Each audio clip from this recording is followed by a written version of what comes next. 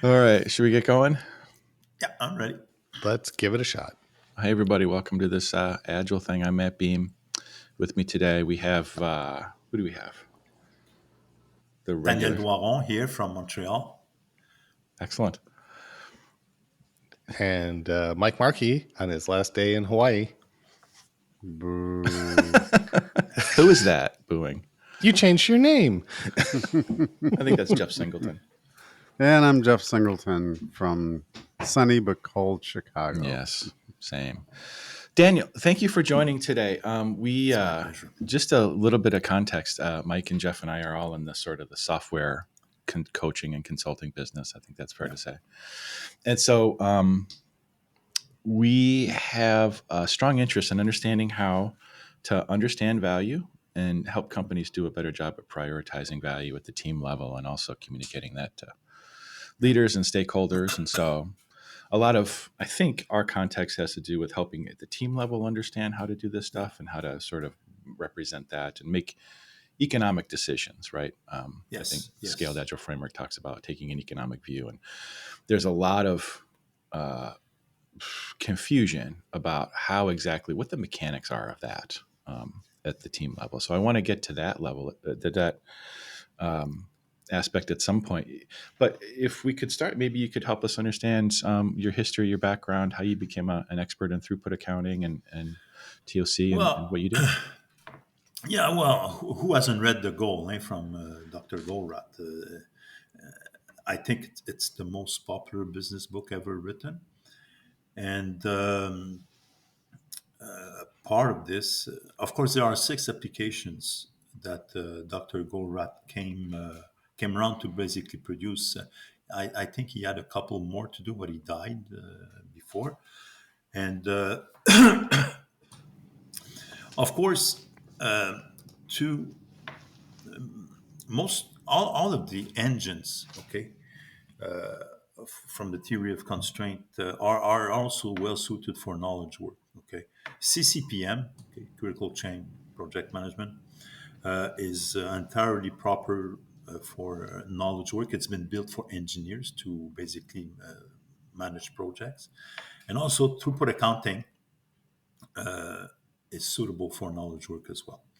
And the thing that is important to understand is that, as opposed to mainstream agile and all that we have, is that in agile, queuing theory is so important, but the theory of constraint does not contemplate or use queuing theory, okay?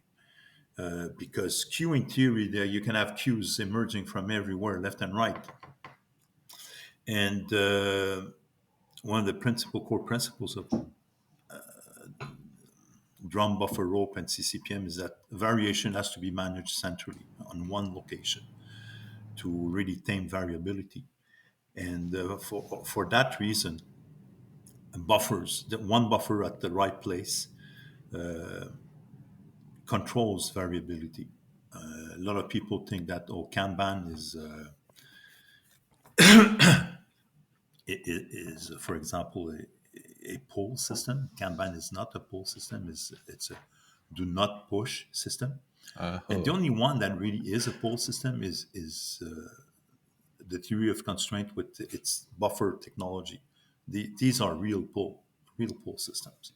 So when you talk about economics, of course, pushing is not creates high inventory. Kanban is a do not push system. If there is a free slot on the board, then you can use it, but it's a do not push system. If there's no free space, you just don't put stuff. But it's still a push system. And of course, with drum buffer rope, the buffer DBR mechanism and CCPM mechanism, it's all triggered to be through pull system. There is, for example, a con whip, right? Let's say 13 items in your entire system. There's no column whip limit, because column whip limits create signals that confuse you between special cause and common cause. Okay, you just don't know which is which. And we're using a big con whip, 13 items and all the value stream, then you can really activate a real pull system. Okay, and this is basically those would be the main economic. There's a lot more, but the main message would be there. Interesting. You mentioned the drum buffer rope concept, Yes. which I've seen in Steve Tendon's work and other places, Yes. I guess reflected Yes. from theory of constraints. Can you help me understand, at sort of a naive level, is that a metaphor for a physical drum with rope on it? What does that mean exactly? Where did that term come from? Because I think there's a lot of confusion around that. Well, the drum buffer rope was first initiated in manufacturing, but it transposes itself pretty well also to knowledge work. Basically, what it says is that you have to identify the constraint, and the constraint drives everything. Okay. Now you may ask me, where the hell do I find my constraint and my value stream? Well, it's pretty easy, and it's something that is common to Lean. Okay, that is just being transposed to Agile. Mm-hmm. Is that if you have your 5 steps in your value stream, and the step where tickets stayed there the most, like for example 8 days, as opposed to 5 days, 3 days, or 2 days everywhere, well, the 8 days would be the place where this ticket gets stuck the longest. It's about Would be the cycle time, constraint. is that right? Yeah, cycle time, Cycle or like cycle time. People use many terms to define that, but that's it, the place where it stays the longest. Okay, so that would be the constraint. Okay, and basically at that location, you put a buffer.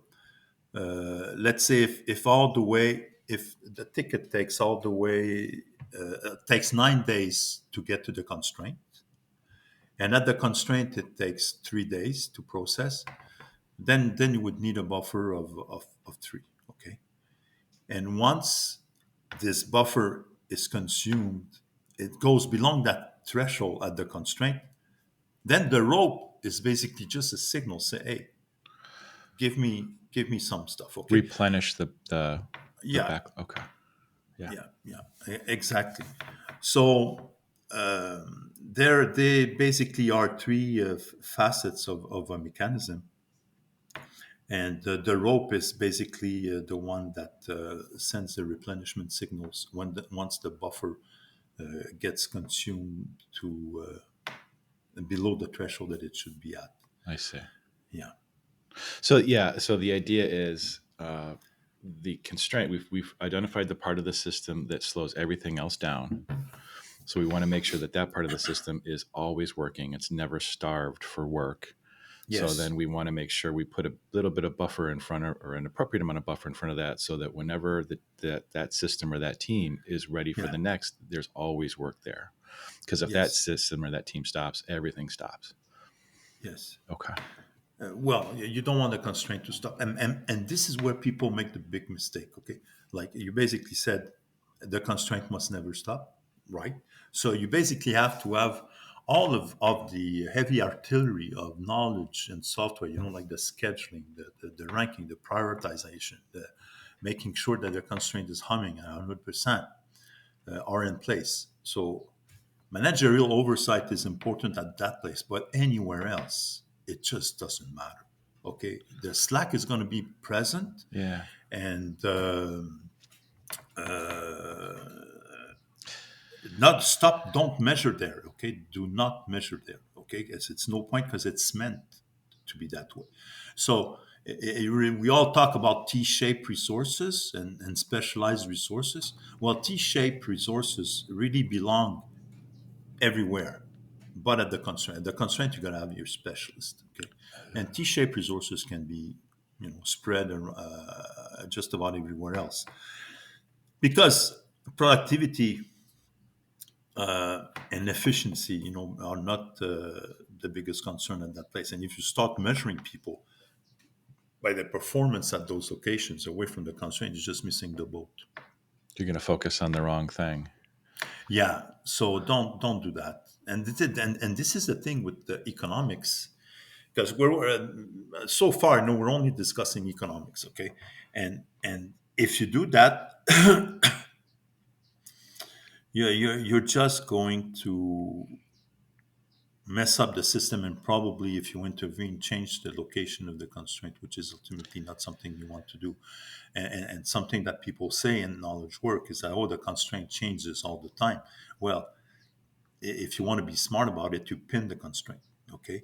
You make sure that the resources, the capacity are level to such a level, to such a point where the constraint will not change, okay?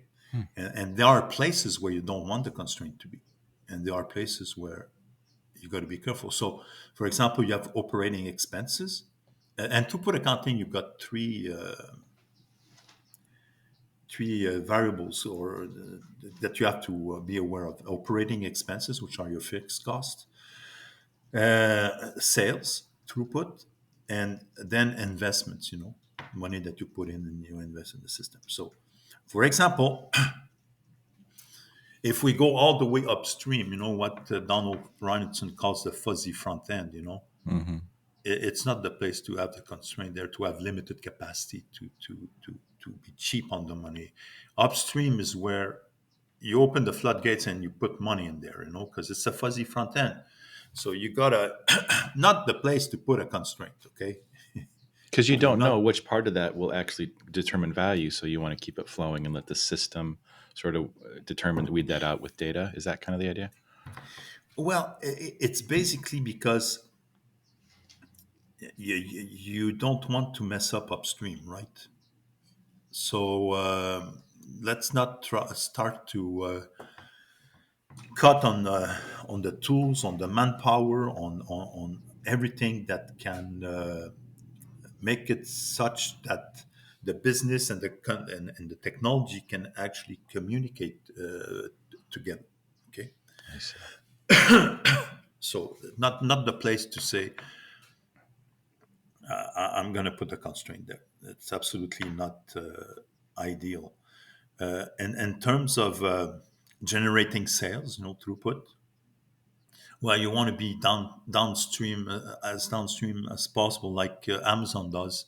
The one-click motto that they have is basically something that's geared downstream. As soon as you hit the "I'm purchasing" button, well, inventory, sales, coupons, special offers, everything is, and before you know it, you already received the goods. Okay, so at that location, everything else has excess capacity. All the systems have excess capacity to accommodate the click here, one-click constraint. That's right. It's really Yeah, easy to buy stuff on Amazon. I'm never waiting for their servers to refresh when I'm in the checkout yeah, flow. yeah, yeah. They understood this, and Yeah. now in terms of investments, the toys that we have and that we pay, well, obviously, if let's say, for example, development or UAT is a constraint, you want to minimize those costs, and so that everything else has capacity over and above that to sustain the system. Because the last thing you want is to have to buy excess capacity to accommodate other people that would tax the system overtly. So operating expenses, sales and throughput, and investments are three of the terms in it, throughput accounting, that would help you locate or not where a constraint should be. Okay, so these things are important as well. And one last thing maybe that we can discuss is operating expenses. When when you budget, one of the biggest flaw that we have in the way that we do business is when we budget projects. Okay, a costing project and budgeting project is fine the way it is, but when you're ranking and evaluating what project you should undertake, You have to remind yourself that labor costs, are not variable costs. They're pretty much fixed. And this is the big difference between traditional accounting and finance and throughput accounting. Your in the 1900s, if you were to make a chair and your chair came up defective, well, you were simply not paid. The chair was scrap and you didn't get paid. But today, it's not the way we work. No matter how many bugs Mike has in his programs, he will still be paid. I feel seen. Yes. and basically, this is the big flaw. If unless the resources you're going to hire are specific to that project, then you should account for it. But otherwise, even long-term consultants, we all have long-term consultants and we have full-time employees. Well, those people will be paid no matter what, no matter if the chair they built is defective or the program they write are buggy. Yeah. So when you rank project and you need to rank them, just be careful not to use these labor costs as a discriminant.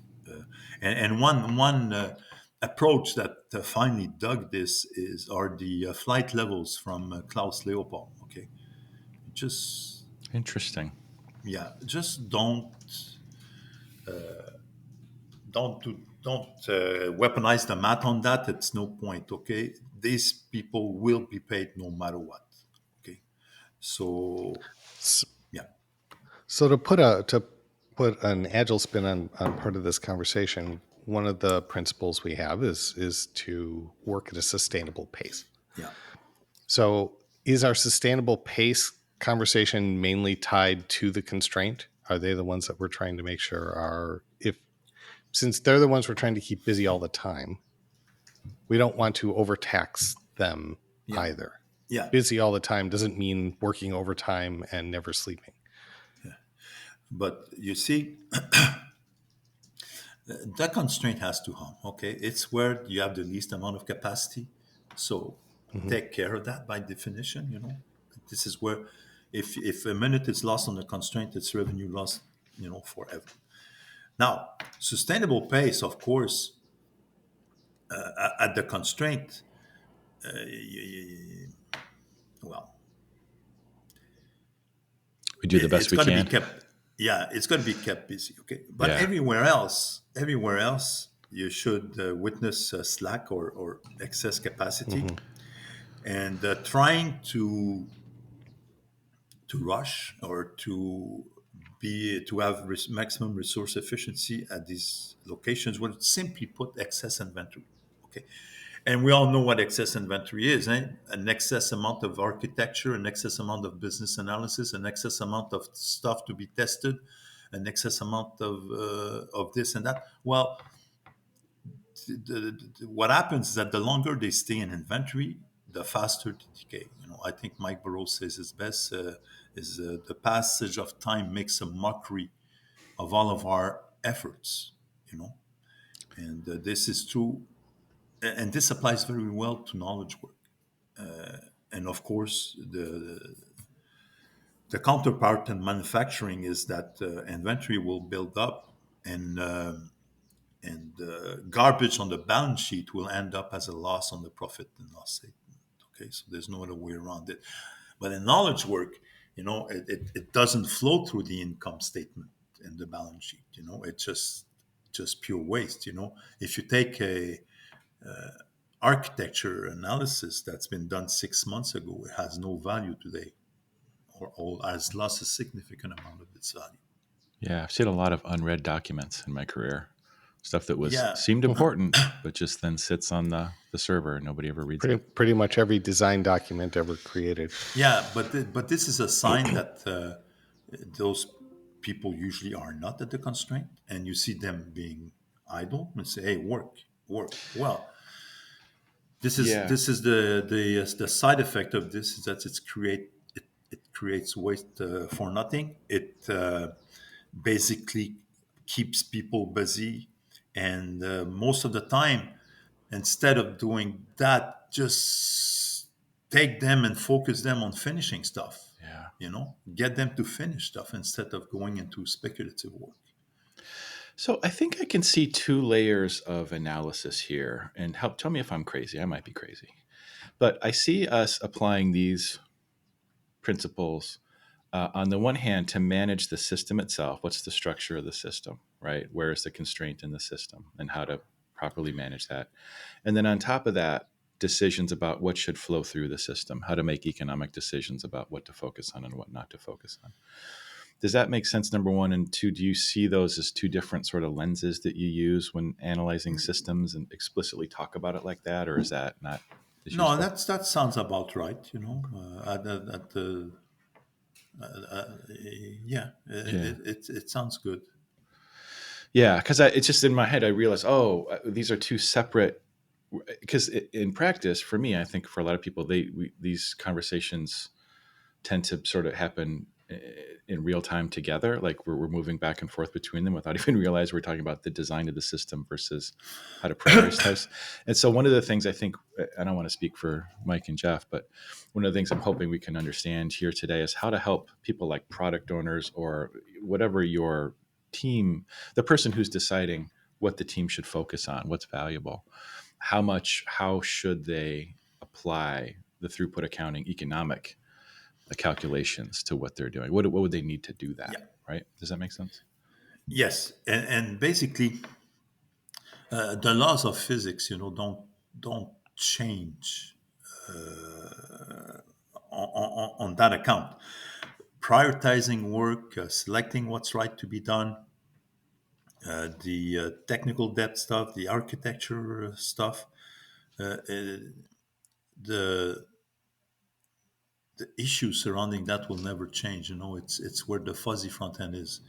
But the important thing is that once you've committed to getting the work done, you have to get it done. Okay, this I think resonates very well with all agile approaches, Yeah. committing to the goal, and Kanban, just go to the finish line. So it's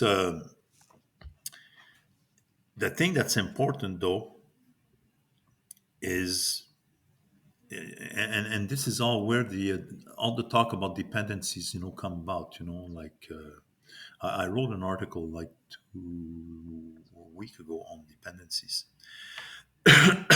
and for my third book.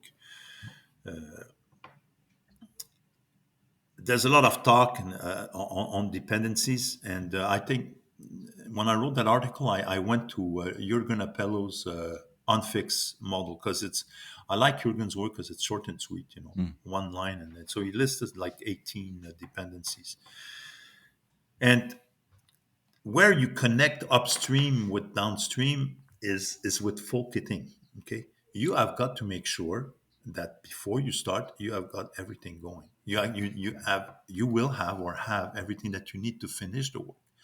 This is the dependency killer number one. Before you start, just make sure you've got everything.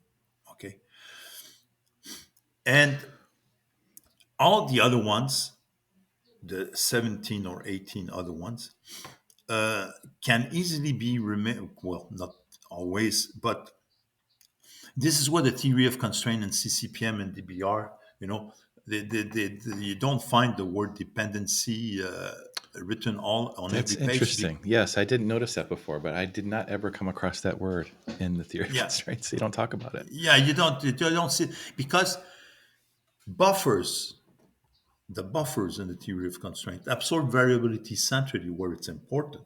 Okay, if the door is squeaky on the 14th floor, really, who cares, but people will say, "Oh God, we've got a dependency," and you take Klaus Leopold's matrix for fixing blockers, because indirectly Klaus Leopold links blockers with dependencies, and indirectly the theory of constraint links variability reduction with dependencies, and variability reduction comes through buffer technology. And if you got full kitting right,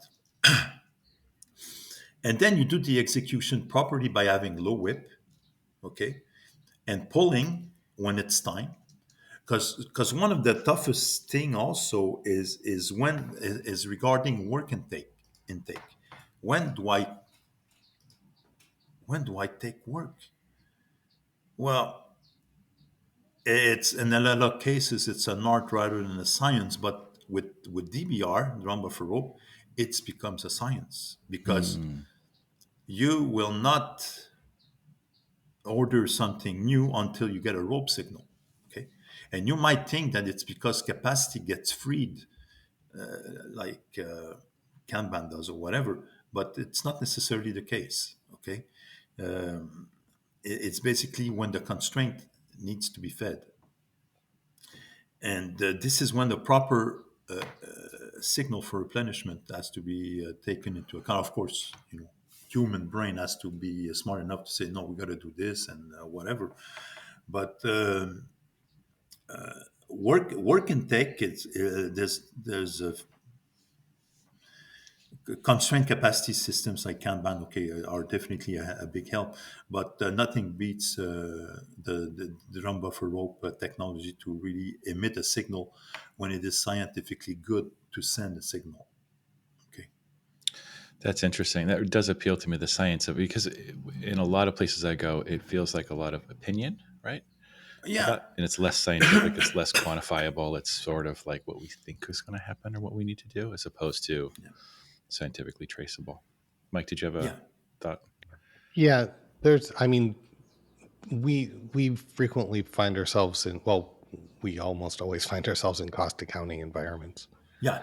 Where everyone's trying to reduce costs. Yeah. They're trying to do long-term planning. They're trying to map out what they're going to do over some period of time to justify a budget that they requested for a year.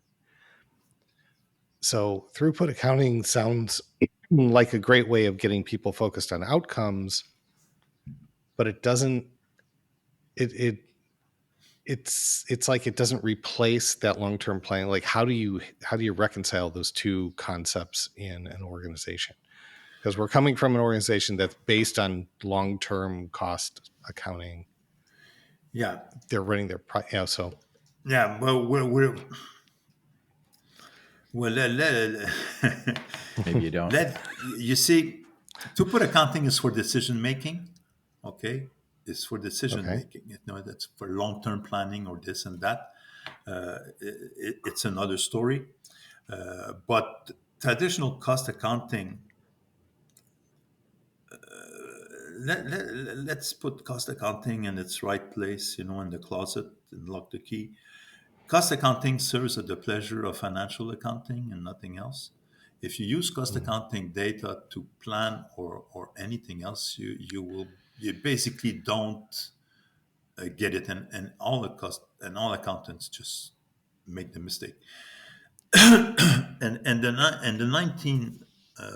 1916, when cost accounting became necessary for financial accounting, is that we always knew what the selling price of stuff was, okay, because it was contemporaneous to sales. But cost was always an issue, so we didn't know how to cost items because they go through inventory, and you just lose sight of the unit cost. So cost allocation came from there to basically get a profit, because you need your revenue, that, but the cost is iffy. But you need a cost to basically get a profit, and financial accounting is all about reporting profits, and to a certain extent. And even in 1916, those who wrote those cost accounting standards said, there's no difference of opinion as to the fact that under no circumstance this data can reflect reality. But Interesting. yeah, but this and it. but and we're it's going to pretend it does. It's the best we had, right? Yeah. But you see, and this is where traditional accountants, CPAs, will always ignore that, and it's in my book, the second one. And basically, I wrote an article that was a bit nasty in my No Bozos Allowed series on throughput accounting that you can find on LinkedIn. And basically, lawyers will represent the guilty and the innocent, like Yep. no problem. And doctors will cure you whether you have high pressure or low pressure. But accountants, CPAs will never admit to the fact that cost allocation data is totally useless for management. They will not acknowledge that. They will not. Long story short, Taichi Ono and the illegal rat, when they saw accountants on the floor, they wanted to take them behind the barn and, do what was necessary. And that kind of stuck, Yeah. with CPAs, it really kind of stuck. Huh. And I think this is one of the reasons why, that they don't like it. But still, science is science. And the fact that cost accounting has no business for managerial support is not escapable. And it's a really, really bad stain on the CPA profession, really bad. But it's not going to go away anytime soon, unless there's some kind of miracle. I would say miracle, because 40 years after what Eli Goldratt said and the success that it's had on the business, Still cost there. accountant, CPAs and cost accountant will just go with their cost allocation data, which is totally flawed and can never reflect reality, except in three cases. When your budget and your actuals meet, when inventories levels do not change, and the third one, when you're when you act as a distributor, when you just take goods, you add a markup and you sell them, and then that will work. So cost accounting, let me just restate this to make sure we heard you correctly. Cost accounting can be useful in certain financial contexts, given some conditions, but it's no way to run a system of delivery where this stuff can have variation in it. It will lead you to the wrong conclusions. Yeah. Okay. And so I think Mike's question then is, so then how do you merge in an organization both approaches? Well, Because to your point, Daniel, cost accounting is not going to go away. That's just a fact. No. Accounting standards boards across the world all are based on cost accounting. Okay. And so that's not going to go away. So how do we incorporate throughput accounting in organizations so that they can coexist? Well, that's really, I think, the question. There is an agile budgeting approach. Is it beyond budgeting? Is that what you're thinking of? No, I don't think it is. I think it's incremental funding. Oh, okay. Okay, but basically, incremental funding is very agile because you come in every month. I'm not sure whether it's beyond budgeting or incremental funding. My brain. No, those are two different things. Yeah. Sorry. Go ahead. Okay, so it's I'm pretty sure it's incremental funding. Basically, is there's no blame. There's and you meet instead of having a 12-month budget like Mike was referring to. The cost accounting span, which is 12 months. Well, basically, incremental funding works on a monthly basis. So this basically merges the decision making, which is necessary in the short term, and the continuous planning exercise that is required by traditional cost accounting. So, and it's very agile because the blame game is not there. You think in terms of the system and the constraint, because cost accounting's number one flaw is that it thinks that all the resources in a value stream have equal value, and it's not true. Everything's equal in cost accounting. If you got 10 departments, well, they're all the same, and they all have to be efficient at the maximum possible percentage. Nearing. They'll even go so far as to create a blended rate for everybody. They'll just say everything costs the same. Just, Yeah. Blended rate is something that you should avoid. but a lot of people still use that and their costing and all that when costing project and actually it's better to use actual costing, the real cost of the resources. But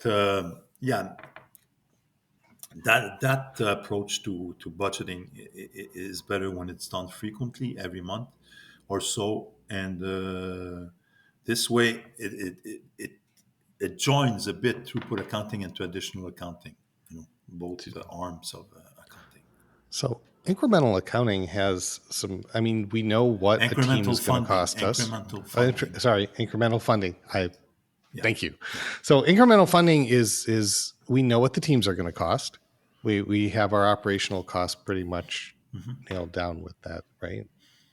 That's our operational cost.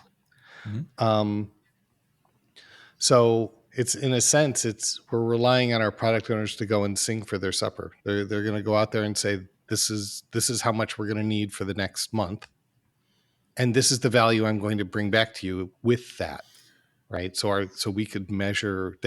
It's sort of forcing them to make it measurable, demonstrable, or quantifiable. Yeah. There's But then you always get into the problem that the person who has the biggest chunk of the budget gets most of his work passed and the others don't. Okay. So you got to have a round robin type of equilibrium where everybody will have tokens no matter what. Okay. And irrespective sometimes of their budget, but linked to their budget. But to avoid that, only the work of the big pockets gets preference. So you've got to have a system like a Senate, in U.S. politics, where everybody has sort of a equal weight. Yeah, let's not go there. Okay. Yeah. Let's avoid. Let's go to something simple like intercorporational politics. Something that works, basically.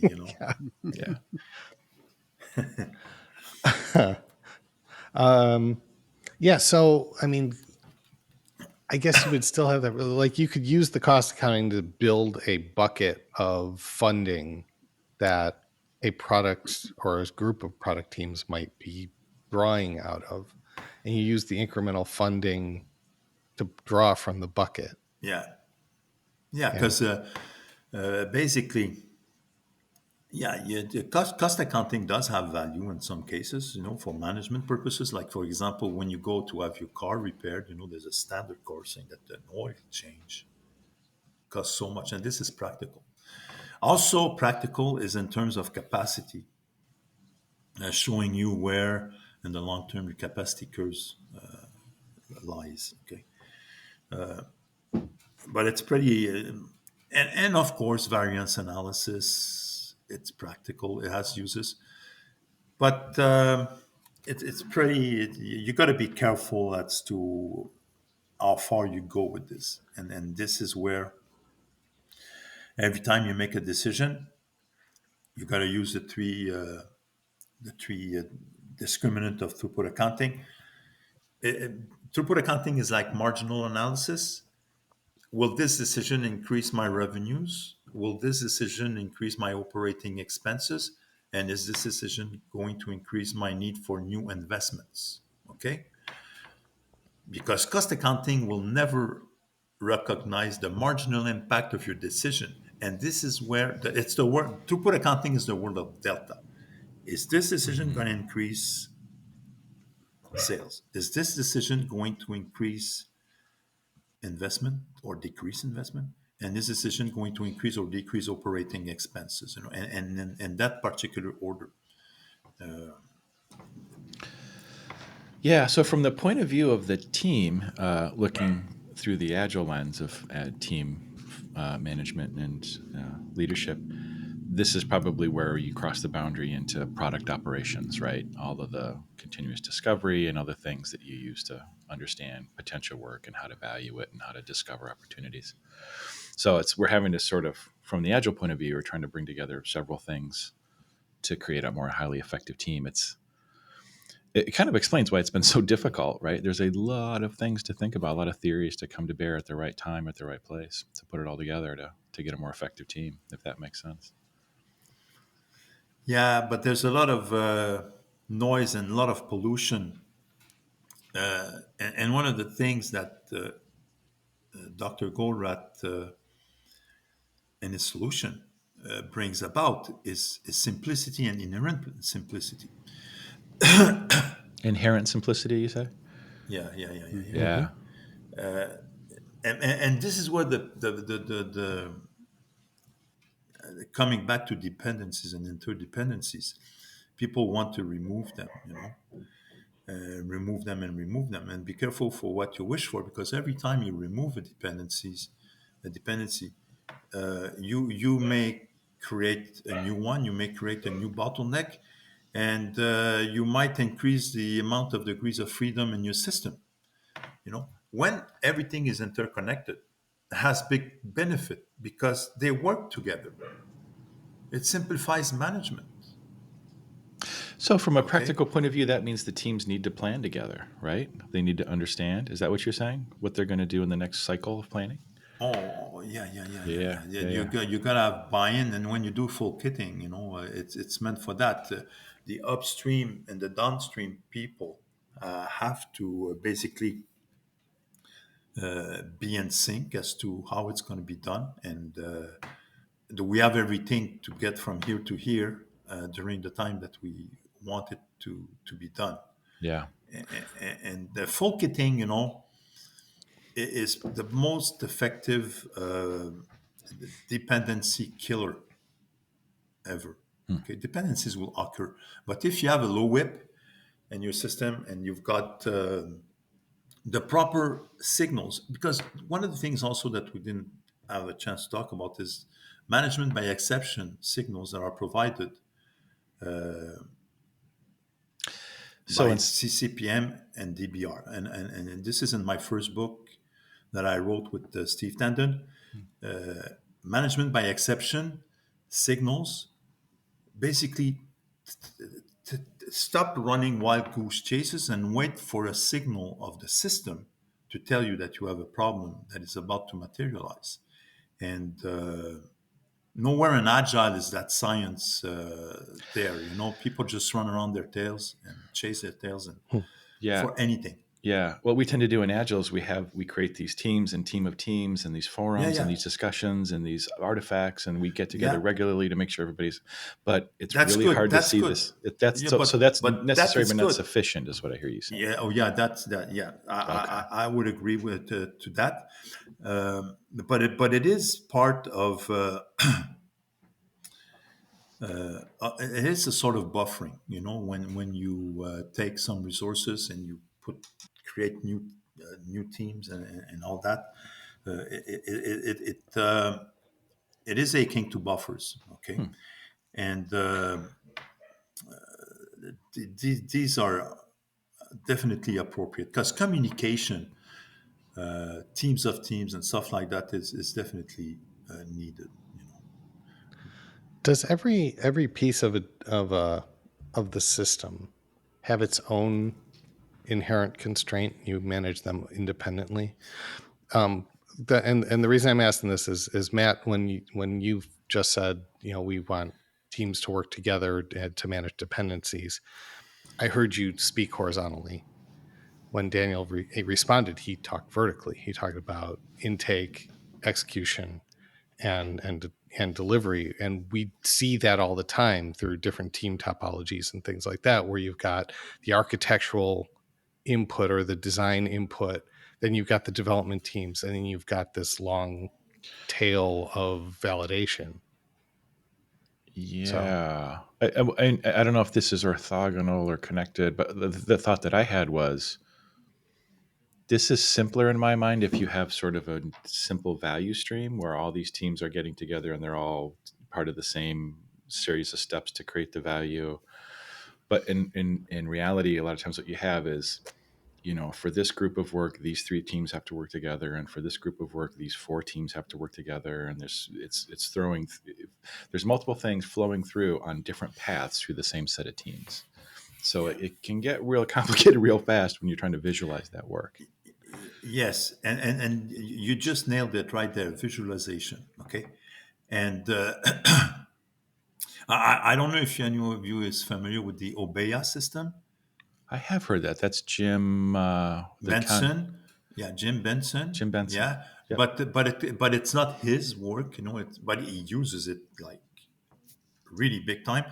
And Obeya is basically a room where you have all sorts of. It's strictly visualization, okay?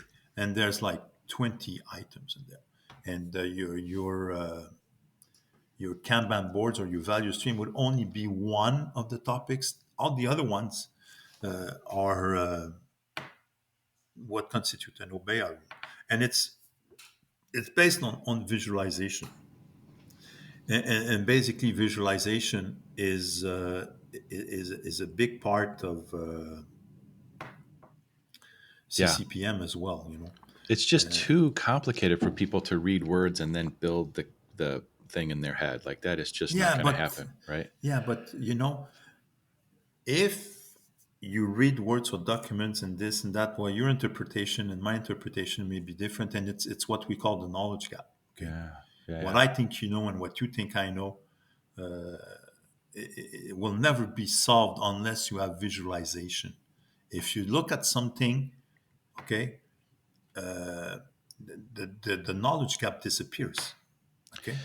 Yeah, it's so super interesting. I think it's because humans are so visual. There's probably so much of the brain dedicated to that, and it's just more efficient to process information. Well, try to spend a day without your eyes being blindfolded.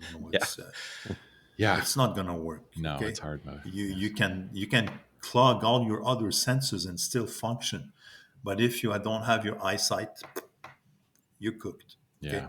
Yeah, and this is the way the brain works. And anyway, the Obeya system, and of course, Jim Benson is really high on visualization and all of this, and it's something that is quite interesting. There is so much stuff going on in Agile that I'm losing my sanity. Same. No, if really and I rather concentrate on the little thing that I know, because people forget that there's a lot of aspiration into being agile. There's psychological safety. There's this and there's that, but you've got to be operational before you get to the next step. It has to pay off somehow. That was business, if right? If you don't get that, you don't get trust.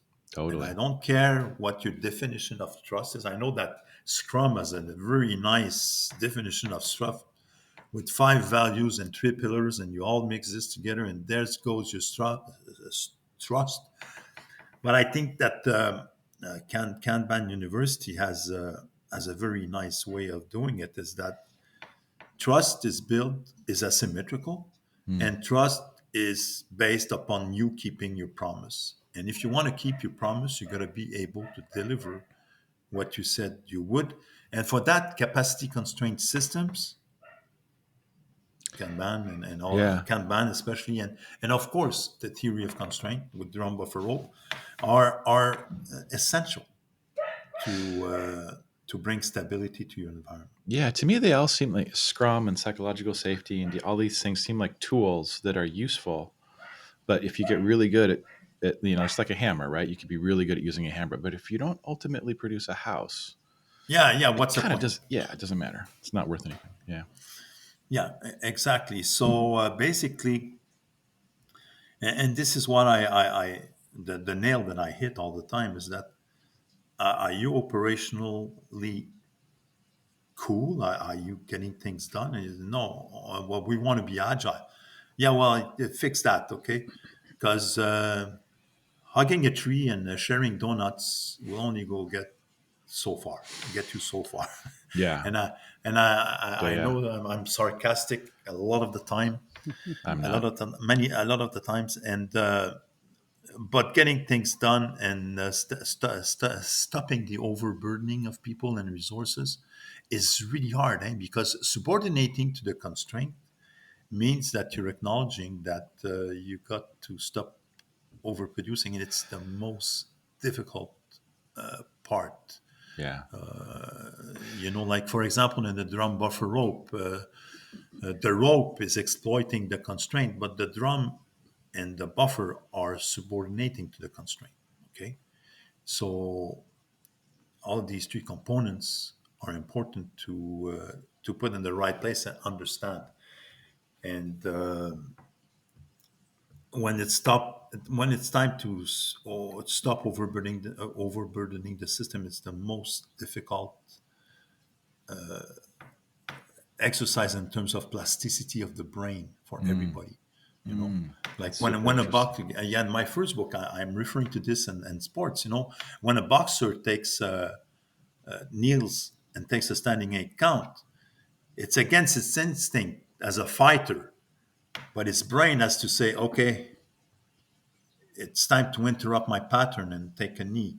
There's a counterintuitive thing that has to happen. It's counterintuitive. And MMA, when you're being twisted, your arm or whatever, and it's painful, you got to stop. Well, your brain says, but you got to tap, man. If not, you're going to have worse problems. Yeah. And tapping is a sign of submission that you've lost, but you're a fighter. You don't want to admit it. Yes. And the craziest example I find is in the NFL, when you as an offensive team do not want to score, and you as a defensive team wants your opponent to score. I don't remember the context, but I'm sure that you do. It's all about possession of the ball with maybe a minute left. So you don't want to score to give the ball to the other person. And the defensive team says, "Hey, come on, score!" So you're doing turnover.